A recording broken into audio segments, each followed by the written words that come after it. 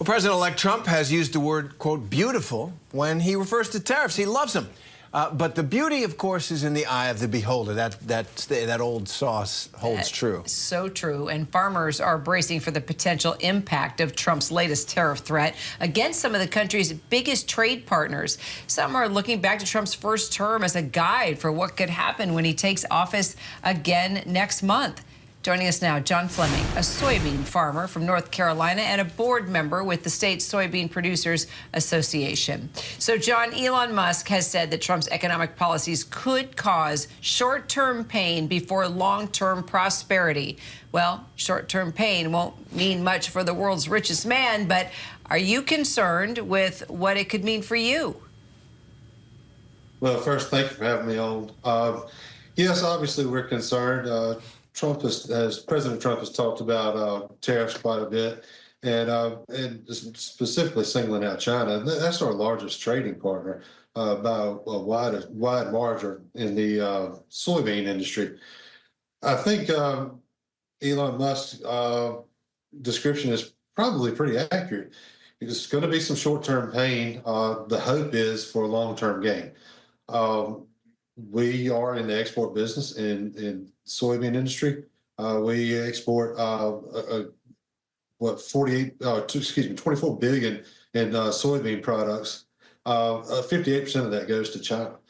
So if we do enter a trade war with China again, and they reinstate those retaliatory tariffs that were placed on us in response to the first tariff named, then yes, we are going to take a hit on that. We are concerned, but also hopeful. I love the hopefulness.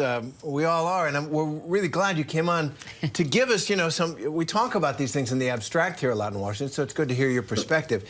Now, you guys are getting caught in the crossfire a little bit here, right? Because President Trump is slapping these would slap these tariffs on when he is inaugurated, he says, to stop the flow of fentanyl from China. What do you think of the, not just the effects on you, but of that way of doing business? Well, as a soybean farmer, we would like for tariffs not to be the first option. There are alternative methods. However, we hope that there's a clear goal in mind if it does go down that road to get us a fair trade deal in the end. Obviously, the fentanyl situation is serious and needs to be addressed. I'm not intelligent enough to tell you whether or not tariffs are the way to attack that, but we would like to see open trade with China as much as possible, winding up with a trade deal.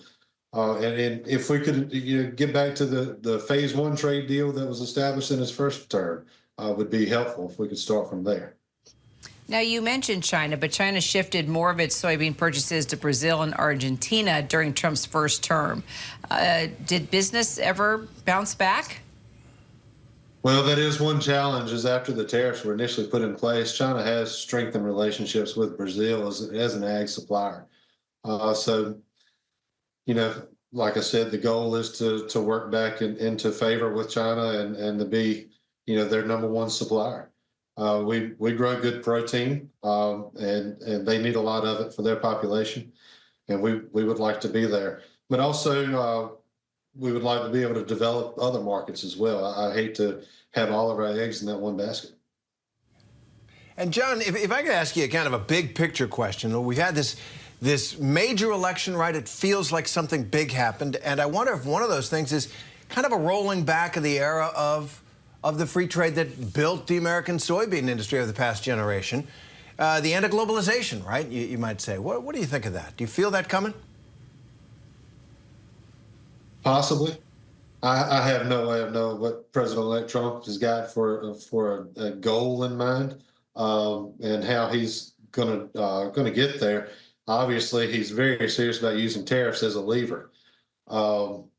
So, there's plus and minuses to everything. There's been impact to our local economy from free trade, negatively and positively. Got it. John Fleming, sure appreciate your perspective and your time today. Sure, thank you.